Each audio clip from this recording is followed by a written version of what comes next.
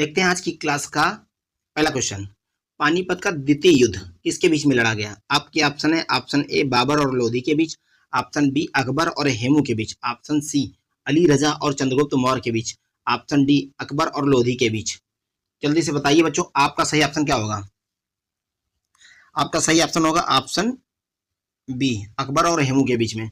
चलिए इससे जुड़े हुए कुछ महत्वपूर्ण तथ्य जो है उनको हम लोग जान लेते हैं। पानीपत का द्वितीय युद्ध 5 नवंबर 1556 ईस्वी को अफगान शासक आदिल शाह सूर के वीर हिंदू सेना नायक हेमचंद्र विक्रमादित्य हेमू और मुगल बादशाह अकबर के मध्य हुआ था। युद्ध का प्रारंभिक क्षण हेमू के पक्ष में जा रहा था, लेकिन उसकी आंख में तीर लग जाने से वह अपना आपा खो बैठा। अकबर के संरक्षक बैरम खान ने हेमू को गिरफ्तार करके मरवा दिया पानीपत का द्वितीय युद्ध जीत लिया बैरम खान ने, है ना। चलिए देखते हैं अगला क्वेश्चन हम लोग। इनमें से कौन सा मुगल बादशाह शराब को छूता तक नहीं था? आपके ऑप्शन है option A Akbar, option B Shahjahan, option C Jahangir, option D Aurangzeb. बताइए बच्चों, आपका सही जवाब क्या होगा? आपका सही जवाब होगा ऑप्शन डी, औरंगजेब। औरंगजेब शराब को नहीं छूता था। तो चलिए देखते हैं इससे जुड़े हुए कुछ महत्वपूर्ण तथ्य।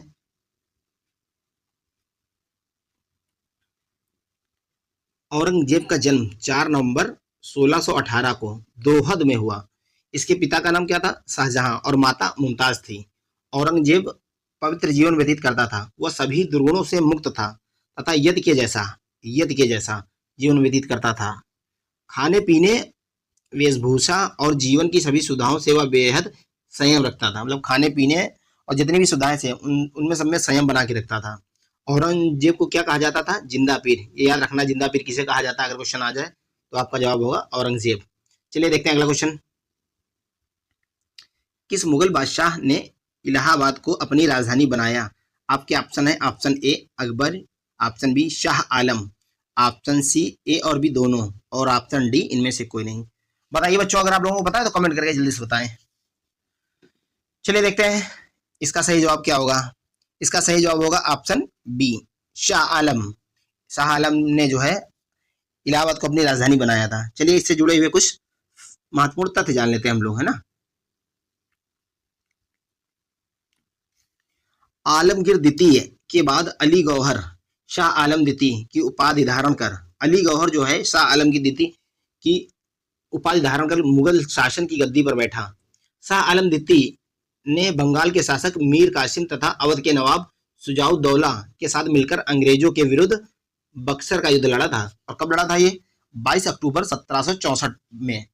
बक्सर के युद्ध में ऐतिहासिक पराजय के बाद अंग्रेजों ने शाह आलम के साथ इलाहाबाद की संधि की 12 अगस्त 1765 की, है ना। 12 अगस्त 1765 में 64 में युद्ध हुआ और 65 में संधि कर ली, जिसके द्वारा शाह आलम को इलाहाबाद तथा कड़ा का क्षेत्र मिला और शाह आलम ने इलाहाबाद को अपनी राजधानी बना लिया, है ना। चलिए देखते हैं अगला क्वेश्चन। अब प्रारंभ में अकबर का संरक्षक कौन था? Option A Hemu, option B Faizi, option C Abul Fazal, option D Bairam Khan. बताइए बच्चों, आपका सही जवाब क्या होगा? आपका सही जवाब होगा ऑप्शन डी, संरक्षक इसका जो है प्रारंभ में बैरम खां था, है ना। चलिए देखते हैं इससे जुड़े हुए कुछ फैक्ट देख लेते हैं हम लोग, महत्वपूर्ण तथ्य। अकबर का जन्म 15 अक्टूबर 1542 ईस्वी को अमरकोट के राजा वीरसाल के महल में, इनकी माता जी का नाम था हमीदा बेगम और लोग इनको मरियम मकानी भी कहते थे, है ना, के गर्भ से हुआ। अकबर के प्रारंभिक 3 वर्ष इनके चाचा थे अस्करी के संरक्षण में बीता। हुमायूं की मृत्यु के पश्चात अकबर के प्रमुख संरक्षक बैरम खां हुए हैं, जबकि अकबर के पहले संरक्षक मुनीम खां थे। बैरम खान ने 14 फरवरी 1556 को गुरदासपुर के निकट कलानौर में हुआ था इनका राज्याभिषेक। सम्राट बनने के पश्चात अकबर ने अपने संरक्षक बैरम खां को वजीर नियुक्त कर लिया, है ना, और इनको एक उपाधि प्रदान कर दी जिसका नाम था खान ए खाना की उपाधि बैरम खां को दे दी। बैरम खां फारस के शिया संप्रदाय का था, है ना। चलिए देखते हैं अगला क्वेश्चन हम लोग।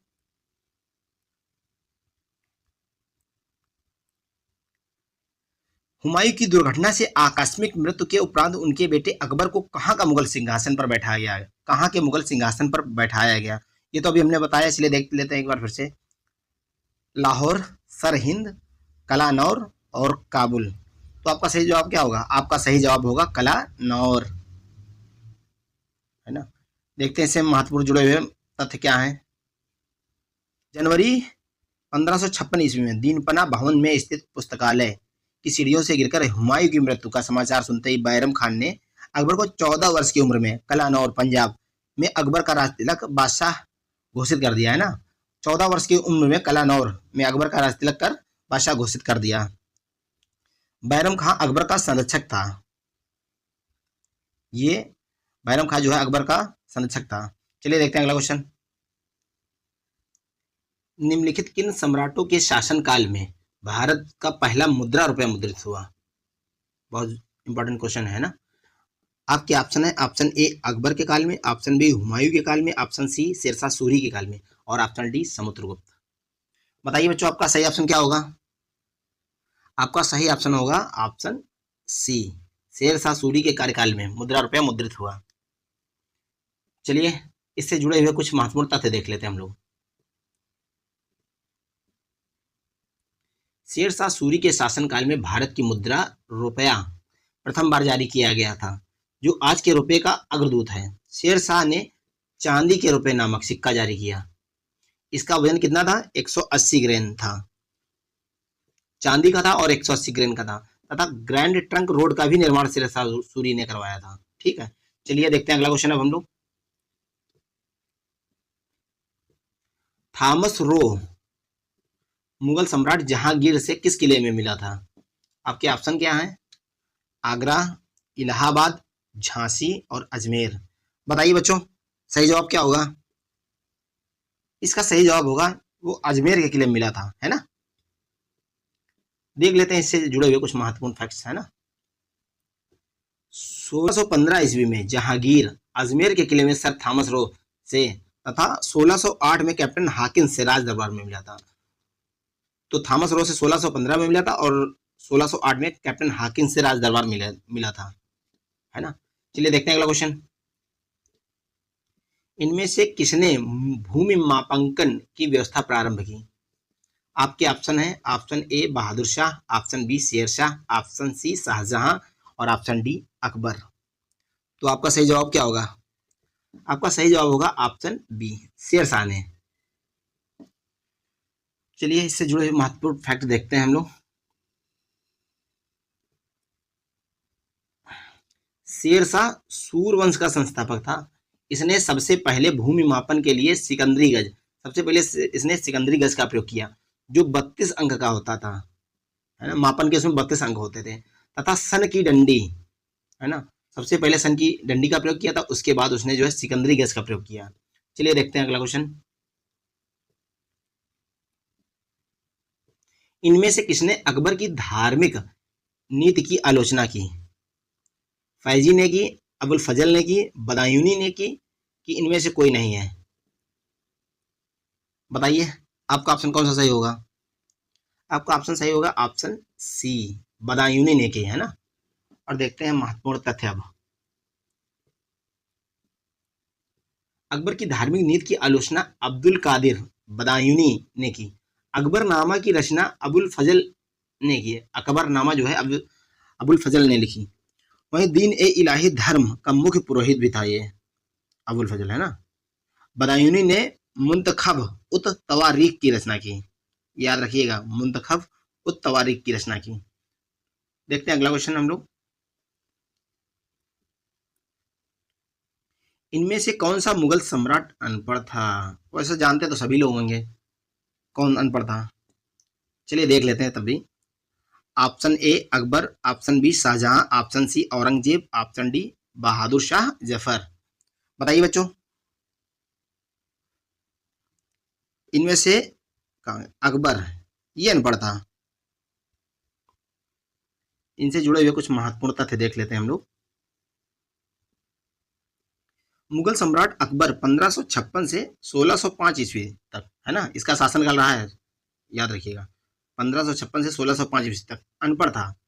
हुमायूं ने अकबर की शिक्षा के लिए उचित प्रबंध किए तथा पीर मोहम्मद और बैरम खान को शिक्षक नियुक्त किया, किंतु अकबर की रुचि शिक्षा प्राप्त करने में न होकर तीरंदाजी, तलवारबाजी और घुड़सवारी में थी, है ना। चलो देखते हैं अगला क्वेश्चन हम लोग।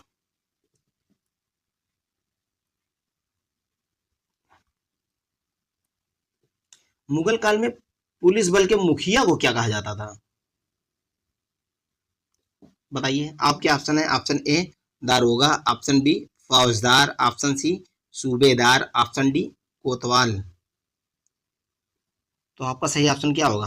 आपका सही ऑप्शन होगा ऑप्शन डी कोतवाल। पुलिस बल का जो मुखिया होता था उसे कोतवाल कहा जाता था। चलिए इससे जुड़े हुए कुछ फैक्ट देख लेते हैं हम लोग। मुगल काल में पुलिस बल के मुखिया को कोतवाल कहा जाता था। कोतवाल के को घरों और सड़कों का लेखा रखना पड़ता था। वह कस्बों को कई भागों में बांटकर दूसरे व्यक्ति को कार्य सौंपता था। उस व्यक्ति को प्रतिदिन की आवागमन की, है ना, आख्या कोतवाल को देनी होती थी कि कौन आ रहा है, कौन जा रहा है, क्या माल आ रहा है, क्या नहीं आ रहा है, सब ये इसको कोतवाल को देनी होती थी। चलिए देखते हैं अगला क्वेश्चन हम लोग। निम्नलिखित में से किस मुगल शासक ने अंत तोगोत्वा मेवाड़ के शासक महाराणा प्रताप सिंह के पुत्र अमर सिंह को से एक समझौता किया था, है ना? तो आपके ऑप्शन क्या है? ऑप्शन है शाहजहां ने किया था समझौता, अकबर ने किया था, जहांगीर ने किया था, किसी भी मुगल शासक ने ऐसा नहीं किया। बताइए बच्चों, अब कौन सा ऑप्शन सही होगा आपका? आपका सही ऑप्शन होगा ऑप्शन सी, जहांगीर ने किया था राणा अमर सिंह के साथ समझौता। इससे जुड़े हुए महत्वपूर्ण तथ्य देखते हैं हम लोग। महाराणा अमर सिंह, इनका शासनकाल 1597 से 1620। मेवाड़ के सिसोदिया राजवंश के शासक थे।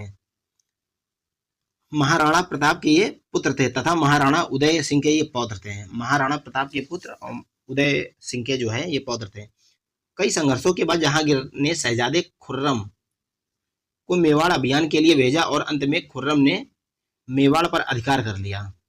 पराजय के बाद इन्हें 1615 ईस्वी में अपमानजनक संधि करनी पड़ी और मेवाड़ के अंतिम स्वतंत्र शासक थे ये मेवाड़ के अंतिम स्वतंत्र शासक थे। देखते हैं अगला क्वेश्चन हम लोग।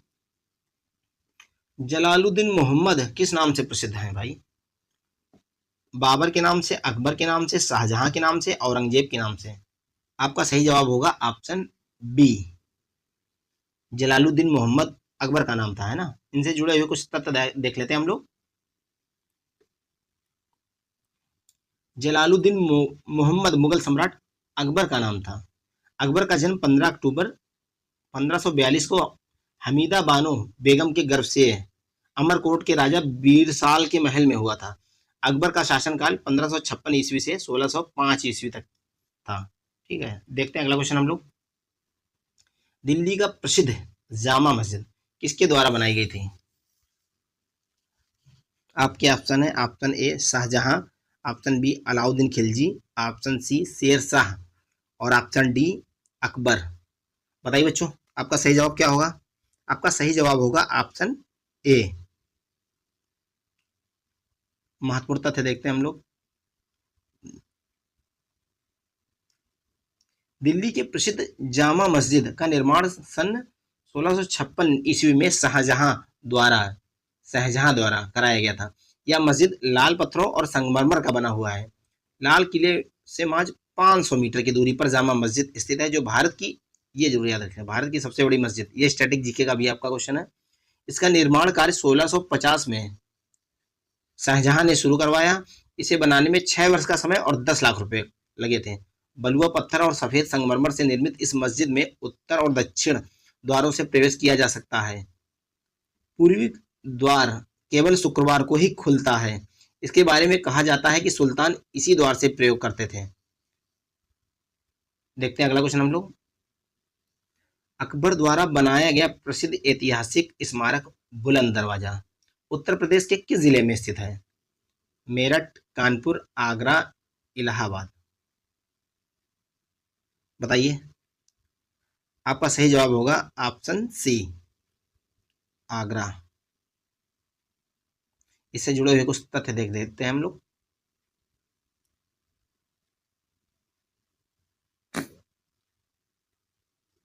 अकबर द्वारा बनाया गया प्रसिद्ध ऐतिहासिक स्मारक बुलंद दरवाजा उत्तर प्रदेश के आगरा जिले के फतेहपुर सीकरी में स्थित है। इस प्रसिद्ध स्मारक का निर्माण 1602 ईस्वी में अकबर ने अपनी गुजरात विजय की स्मृति में कराया था। यह हिंदू और फारसी स्थापत्य कला का अद्भुत उदाहरण होने के साथ साथ दुनिया का सबसे बड़ा प्रवेश द्वार भी है ना?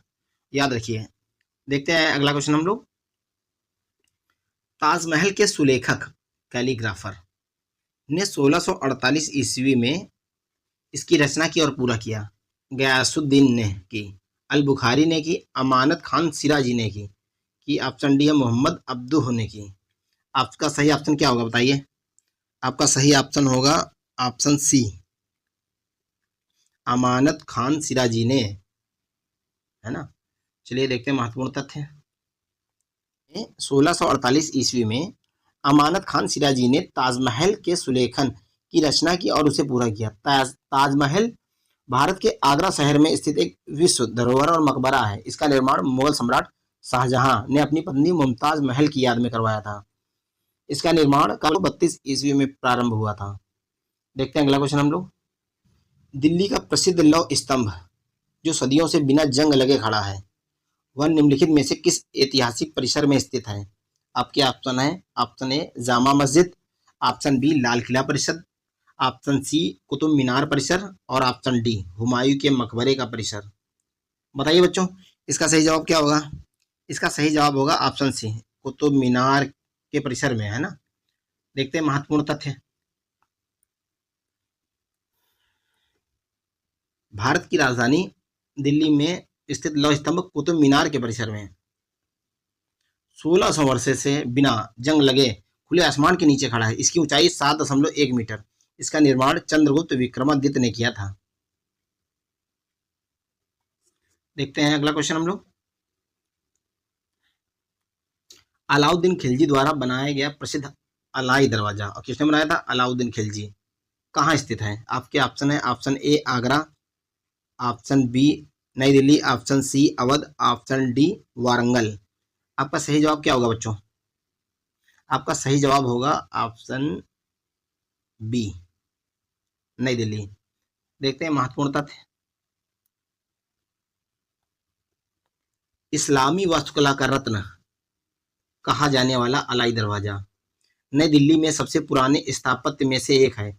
इसका निर्माण खिलजी वंश के दूसरे शासक अलाउद्दीन खिलजी द्वारा 1311 ईस्वी में करवाया गया था। देखते हैं अगला क्वेश्चन। प्रसिद्ध चित्रकार मीर सैयद अली चित्रकारी हेतु किस मुगल शासक के सहयोगी थे? बाबर के थे, जहांगीर के थे, अकबर के थे कि हुमायूं के थे? आपका सही ऑप्शन क्या होगा? आपका सही ऑप्शन होगा ऑप्शन डी, हुमायूं के थे। और इनसे जुड़े हुए महत्वपूर्ण तथ्य क्या हैं, देखते हैं। मीर सैयद अली फारस का एक प्रसिद्ध चित्रकार था। जब हुमायूं निर्वासन का जीवन व्यतीत कर रहा था, तब उसकी मुलाकात वहां के प्रसिद्ध दो चित्रकारों से हुई थी, मीर सैयद अली तथा ख्वाजा अब्दुस्समद से हुई। हुमायूं इन दोनों से प्रभावित होकर इनको अपना सहयोगी बना लिया था। देखते हैं अगला क्वेश्चन। बुलंद दरवाजा किसके द्वारा बनवाया गया था? हुमायूं द्वारा, अकबर द्वारा, बाबर द्वारा, औरंगजेब द्वारा? बताइए बच्चों, अभी बताया था। आपका सही ऑप्शन क्या है? अकबर द्वारा बुलंद दरवाजा बनवाया गया था। इससे जुड़े हुए तथ्य देखते हैं। बुलंद दरवाजे का निर्माण 1602 ईस्वी में अकबर ने करवाया था। इस प्रवेश द्वार का निर्माण गुजरात विजय के उपलक्ष्य में किया गया था। बुलंद दरवाजा भारत के उत्तर प्रदेश प्रांत के आगरा शहर से 43 किलोमीटर दूर फतेहपुर सीकरी नामक स्थान पर है। बुलंद दरवाजे के तोरण पर, है ना, ईसा मसीह से संबंधित कुछ पंक्तियां लिखी हुई हैं। यह स्थापत्य हिंदू और फारसी स्थापत्य कला का अद्भुत उदाहरण होने के कारण भव्यता के द्वार के नाम से भी जाना जाता है। चलिए देखते हैं अगला क्वेश्चन। पंचमहल किसमें स्थित है? आपके ऑप्शन है, ऑप्शन ए हवा महल में स्थित है, ग्वालियर के महल में स्थित है, फतेहपुर सीकरी के महल में स्थित है, कि आगरे के किले में स्थित है? बताइए बच्चों, आपका ऑप्शन क्या होगा सही? आपका सही ऑप्शन होगा ऑप्शन सी, फतेहपुर सीकरी में स्थित है। देखते हैं महत्वपूर्ण तथ्य। पंचमहल फतेहपुर सीकरी में स्थित यह एक 5 मंजिला इमारत है जो बौद्ध विहार शैली में बनाया गया है। यहाँ पर शेख सलीम चिश्ती की दरगाह, नौबत उर नक्कार खाना, टकसाल, दीवान ए आम आदि हैं। फतेहपुर सीकरी का निर्माण अकबर ने किया था। फतेहपुर सीकरी का निर्माण किसने किया था? अकबर ने, याद रखिएगा। चलिए देखते हैं अगला क्वेश्चन हम लोग। निम्नलिखित में से कौन सा युग्म सही नहीं है? बड़ा इमामबाड़ा कहाँ? बड़ा इमामबाड़ा लखनऊ, निशात बाग जम्मू कश्मीर, फिरोज शाह कोटला दिल्ली, हुमायूं का मकबरा। बताइए बच्चों, कौन सा सही नहीं है इसमें से युग्म? ये सही नहीं है, हुमायूं का मकबरा इलाहाबाद जो दिया हुआ है। हुमायूं का मकबरा इलाहाबाद नहीं, दिल्ली में स्थित है। इससे जुड़े हुए कुछ महत्वपूर्ण तथ्य देख लेते हैं हम लोग। ये तीनों सही है, ये सही, ये सही, ये सही, ये गलत है।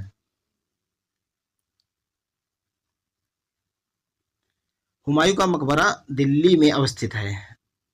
यह इमारत परिसर मुगल वास्तुकला से प्रेरित मकबरा स्मारक है। 1993 ईस्वी में इस इमारत को यूनेस्को द्वारा विश्व धरोहर घोषित कर दिया गया था, है ना। देखते हैं अगला क्वेश्चन हम लोग।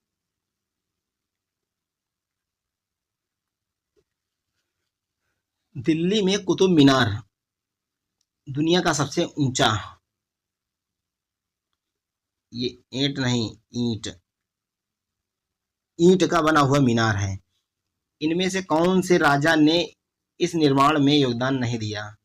फिरोज शाह तुगलक ने नहीं दिया, कुतुबुद्दीन ऐबक ने नहीं दिया, अलाउद्दीन खिलजी ने नहीं दिया, कि इल्तुतमिश ने नहीं दिया? आपका सही ऑप्शन होगा अलाउद्दीन खिलजी ने जो है इसमें योगदान नहीं दिया। महत्वपूर्ण तथ्य हम लोग देखते हैं। कुतुब मीनार भारत के दक्षिणी दिल्ली में स्थित है। ईंट से निर्मित विश्व की सबसे ऊंची मीनार है। इसकी ऊंचाई 72 मीटर 237.86 फुट तथा व्यास 14.3 मीटर है, जो ऊपर शिखर पर जाकर 2.75 मीटर और 90.2 फुट हो जाती है। गुलाम वंश के शासक कुतुबुद्दीन ऐबक ने कुतुब मीनार के निर्माण की नींव रखी थी, किंतु वह इसका आधार ही बनवा पाया था। बाद में उसके उत्तराधिकारी इल्तुतमिश ने इसकी तीनों मंजिलों को बनवाया। बिजली गिरने के कारण इसकी चौथी मंजिल क्षतिग्रस्त हो गई। बाद में फिरोज शाह तुगलक ने चौथी मंजिल की जगह 2 मंजिलों का निर्माण करवाया।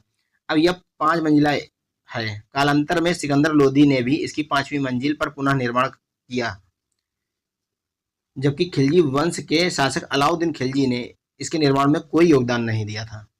चलिए देखते हैं अगला क्वेश्चन हम लोग। अमीर खुसरो, जिन्हें कव्वाली का पिता एवं भारत का तोता भी कहा जाता है, किसके दरबार में दरबारी कवि थे? इल्तुतमिश के, रजिया के, बलबन के, अलाउद्दीन खिलजी के? आपका सही ऑप्शन क्या होगा? आपका सही ऑप्शन होगा ऑप्शन डी, अलाउद्दीन खिलजी के दरबारी कवि थे। इनसे जुड़े हुए महत्वपूर्ण तथ्य देखते हैं हम लोग। अमीर खुसरो, जिन्हें कव्वाली का पिता एवं भारत का तोता भी कहा जाता है, जो अलाउद्दीन खिलजी के दरबारी कवि थे, हिंदी खड़ी बोली का जनक माना जाता है। अमीर खुसरो ने 7 सुल्तानों का काल देखा। अमीर खुसरो मुस्लिम कवि थे, परंतु हिंदी के शब्दों का खुलकर प्रयोग करते थे। इन्होंने हिंदी, हिंदवी, फारसी को एक साथ किया और खड़ी बोली को जन्म दिया। हिंदी, हिंदवी और फारसी को एक साथ मिलाकर इन्होंने खड़ी बोली को जन्म दिया। उन्होंने काव्यात्मक शैलियों में हिंदी का प्रयोग किया और फारसी की एक नई शैली की रचना की, जो सबक ए हिंदी अर्थात हिंदुस्तानी शैली के नाम से प्रसिद्ध हुई। इन्हें निजामुद्दीन औलिया ने तुर्कुल्लाह की उपाधि दी। चलिए देखते हैं अगला क्वेश्चन। निम्नलिखित में से कौन दिल्ली सल्तनत के इतिहास का लेखक नहीं था? आपके ऑप्शन है ऑप्शन ए अब्बास खान सरवानी, अमीर खुसरो, जियाउद्दीन बर्नी, मिन्हाज उर सिराज। बताइए बच्चों, आपका सही जवाब क्या होगा? आपका सही जवाब होगा ऑप्शन ए, अब्बास खान सरवानी। चलिए देखते हैं अगला क्वेश्चन।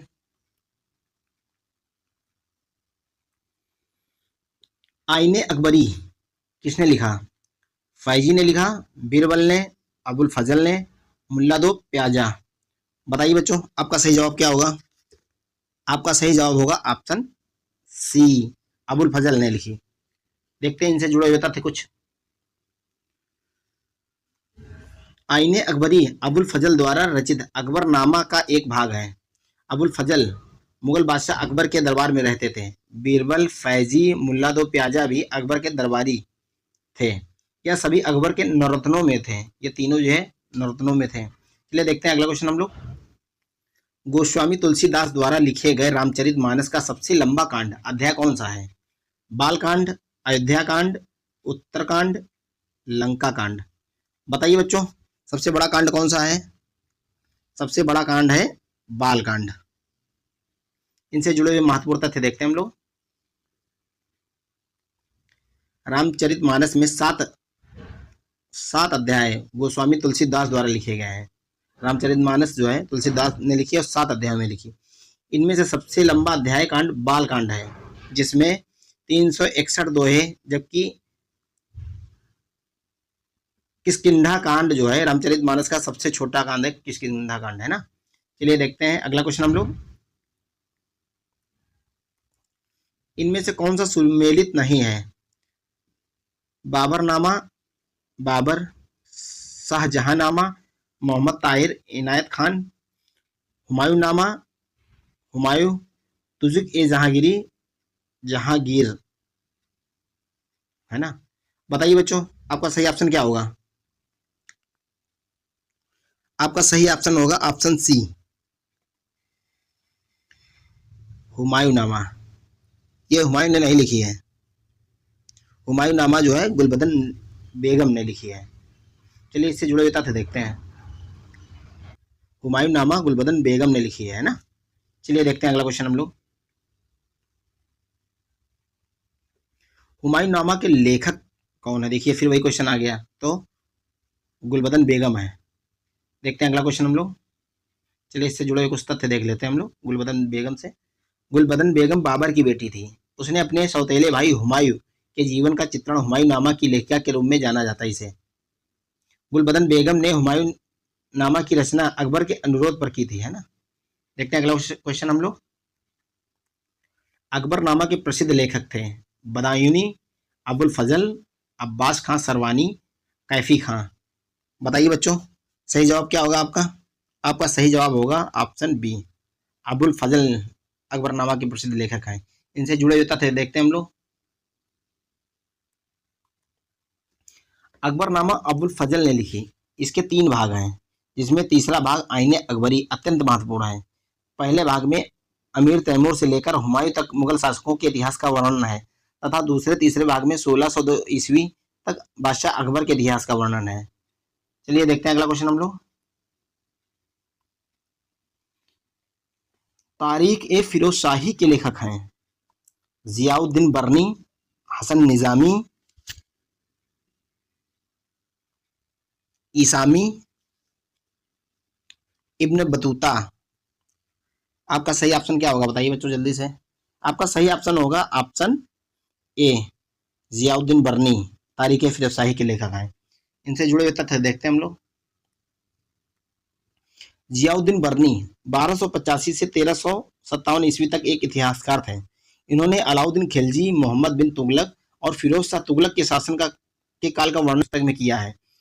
इसकी प्रसिद्ध कृति तारीख ए फिरोज शाही है, जिसमें अलाउद्दीन खिलजी की आर्थिक नीति की व्यापक जानकारी मिलती है। देखते हैं अगला क्वेश्चन।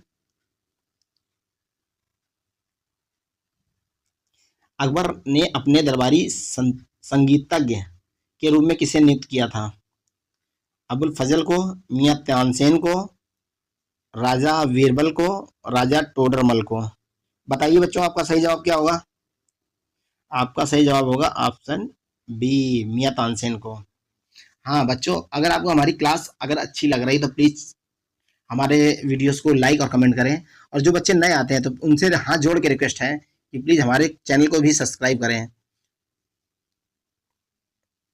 चलिए देखते हैं महत्वपूर्ण तथ्य। मुगल काल में संगीत का सर्वाधिक विकास अकबर के शासनकाल में हुआ था। आईने अकबरी में अबुल फजल ने 36 श्रेष्ठ गायकों का उल्लेख किया, जिसमें तानसेन, बाज बहादुर सर्वश्रेष्ठ एवं प्रमुख थे। अकबर के दरबार में तानसेन के अतिरिक्त अन्य ध्रुपद गायक बैजबख्श, गोपाल, हरिदास, सूरदास आदि थे। तानसेन की प्रमुख रचनाएं मियाँ की टोढ़ी टोढ़ी, मियाँ की मल्हार, मियाँ की सारंग, दरबारी कन्नड़ा आदि हैं। अकबर ने तानसेन को कंठाभरण वाणी विलास की उपाधि प्रदान की थी। देखते हैं अगला क्वेश्चन हम लोग।